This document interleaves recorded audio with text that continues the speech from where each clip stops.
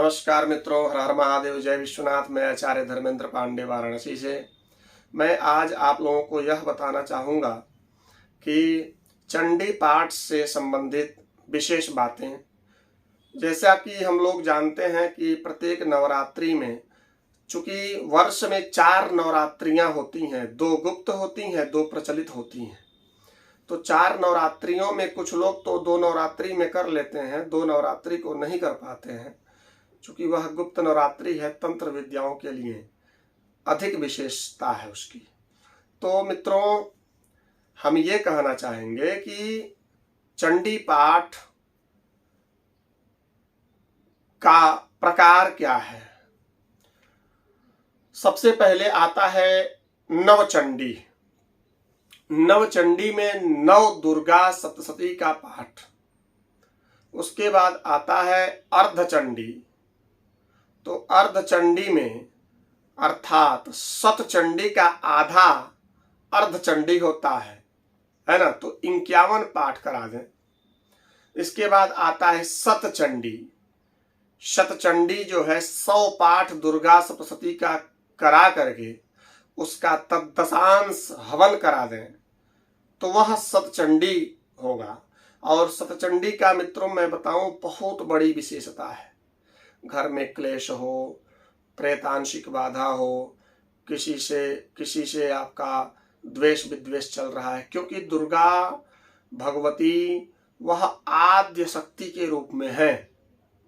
उससे बड़ी शक्ति इस संसार में कोई नहीं है। सब उनके पुत्र हैं, सबकी माता है वह। तो मित्रों, भगवती की आराधना करना बहुत ही जरूरी है। शतचंडी से हम सब कुछ पा सकते हैं, क्योंकि कहा गया है श्रुतम हरति पापानि तथा आरोग्यम प्रयच्छति। यह 12वें अध्याय का 12वां श्लोक का एक पद है कि श्रुतम हरति पापानि तथा आरोग्यम प्रयच्छति। इसको श्रवण करने मात्र से, इस श्लोकों का श्रवण करने मात्र से सभी पापों का नाश हो जाता है और आरोग्यता प्रदान होती है भगवती की कृपा से। इसलिए मित्रों, दुर्गा सप्तशती का पाठ नवरात्र में निश्चित रूप से कराएं। नहीं शतचंडी करा पा रहे तो अर्धचंडी कराएं, नहीं अर्धचंडी तो नवचंडी कराएं। वो भी नहीं कर पा रहे तो आप स्वतः 9 दिन में वह दुर्गा सप्तशती का संपूर्ण पाठ करें। बहुत ही वह एक अमृत है, अमृत का पान करें। भगवती की कृपा आपके ऊपर निश्चित रूप से बरसेगी, क्योंकि कहा गया है कि भगवती का आराधना करने से हम सभी पापों से मुक्त हो जाते हैं और भगवती हम सभी के ऊपर कृपा बरसाती रहती हैं, क्योंकि वह तो माता है। कुपुत्रो जायेत क्वचिदपि कुमाता न भवति। पुत्र कुपुत्र हो सकता है, माता कुमाता नहीं हो सकती, असंभव। तो माँ होती हैं, वह जगत जननी है, जगत की पालन करने वाली है, जगत धात्री हैं, अनंत कोटि ब्रह्मांड नायिका है वह आद्य शक्ति जगत जननी जगदम्बा। 10 महाविद्या अधिष्ठात्री हैं। 10 महाविद्या उन्हीं आद्य शक्ति पराम्बा जगदम्बा से एक शक्ति के रूप में निकली हुई हैं और हम सभी भक्तों को जो है कल्याण करती हैं। मां भगवती की असीम कृपा जो है हम सभी के ऊपर बनी रहती है। कहा गया है सर्वरूपमयी देवी सर्वम देवी मयम जगत अतोहम विश्वरूपाम ताम नमामि परमेश्वरीम। यह संसार देवीमय है। सर्वरूपमयी देवी, जितने रूप हैं सब देवीमय हैं। सर्वम देवीमयम जगत, संसार देवीमय है। अतोहम विश्वरूपाम त्वाम, विश्वरूपा है मां भगवती। नमामि परमेश्वरीम, मैं उन भगवती को प्रणाम कर रहा हूं।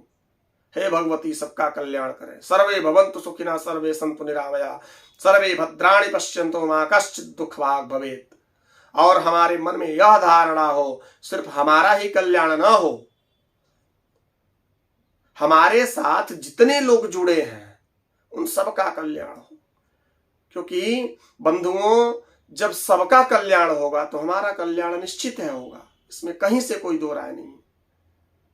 अब हमारे बगल वाला का परेशान है और हमारा कल्याण है तो हम उसमें हमारी वो सुख तो नहीं है, हम तो उसके दुख को देख करके अपनी सुखी भूल जाएंगे।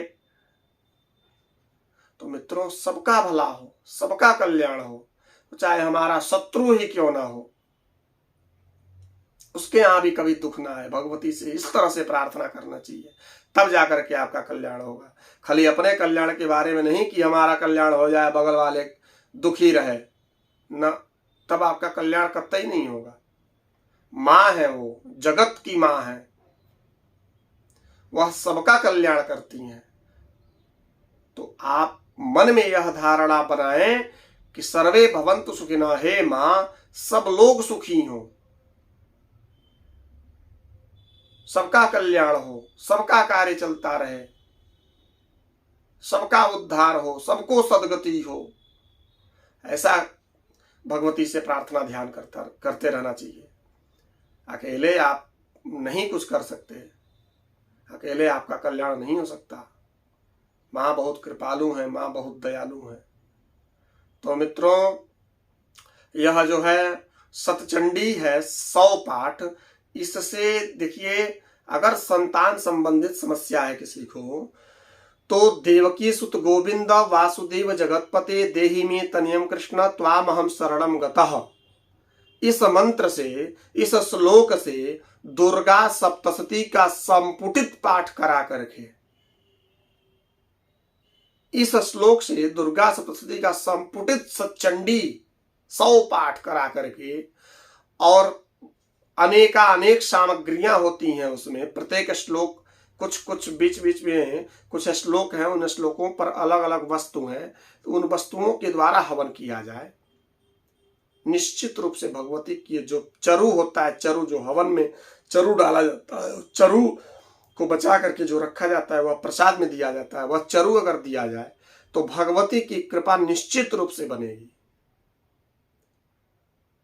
इसको हास्य व्यंग में न लें, यह बिल्कुल प्रयोग किया हुआ है, सधा हुआ है। भगवती की कृपा बनती है। मैं कई जगह कराया हूं सतचंडी, मैं बहुत विधि विधान से कार्यक्रम कराया, भगवती कृपा से उनको संतान हुआ। मैं बताऊं आप लोगों को, सिवान जिले में एक सीए हैं श्रीवास्तव जी, उनके एक भी संतान नहीं थे। भगवती कृपा से उनको बताया गया, वह सतचंडी कराए, संपुटित पाठ कराए, और संपुटित पाठ कराने के बाद हवन कराए, विधिवत कार्यक्रम हुआ उनके यहाँ। भगवती की कृपा से देखिए 1 साल 1.5 साल के बाद खूब सुंदर कन्या, बहुत अच्छी लक्ष्मी है एकदम, जब से आई है तब से इनके यहाँ और उन्नति है। तो भगवती कृपा है। आप लोग भगवती का आराधना करें, किसी भी कार्य को लेकर के गलत कार्य मत करना। गलत कार्य लेकर के भगवती का आराधना करोगे तुमको सफलता नहीं मिलेगी, उल्टा ही तुमको नुकसान होगा। इसलिए गलत कार्य नहीं करना। भगवती का नाम सही सिद्ध कार्य के लिए, अच्छे कार्यों के लिए भगवती का नाम लेकर के अगर करेंगे आप, तो निश्चित रूप से भगवती आपकी सुनेंगी, आपकी मनोकामना पूर्ण होगी। इसमें कहीं से कोई दो राय नहीं है। मां बिंदु है, बिंदु विसर्ग बिंदु मात्राणी पद पादाक्षराणी च, अथवा हम लोग पूजन में कहते हैं बिंदु त्रिकोणम वृत्तम चतुष्कोणम विलिख्य। तो बिंदु त्रिकोण वृत्त चतुष्कोण यह मां का स्वरूप है। तो मां एक बिंदु है। बिंदु मतलब शून्य, मतलब समुद्र, संसार, उसका कोई आकार न हो, वह निराकार के रूप में, शून्य तो निराकार है, वह अधिष्ठात्री है, वह जगत की माता है, जिन्होंने सबको अवतरित किया, सबको भेजा, अपने अपने कार्य के लिए लगाया। उस मां का हम वंदन अभिनंदन पूजन करें। तो निश्चित रूप से कोई ऐसा कार्य नहीं है संसार में जो न हो।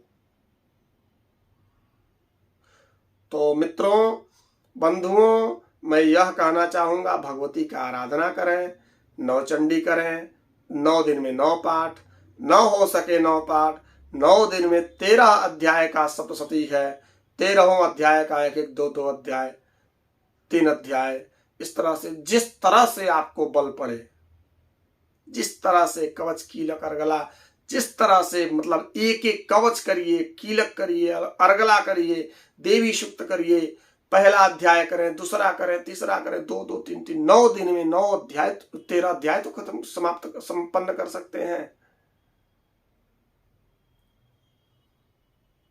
सक्षम हो तो नवचंडी करा दें, और सक्षम हो अर्धचंडी करा दें, और सक्षम हो विशेष कार्य हो सतचंडी करा दो।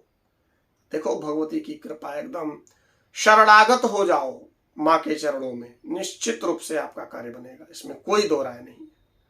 देवी भागवत में इसका बहुत बड़ा वर्णन है।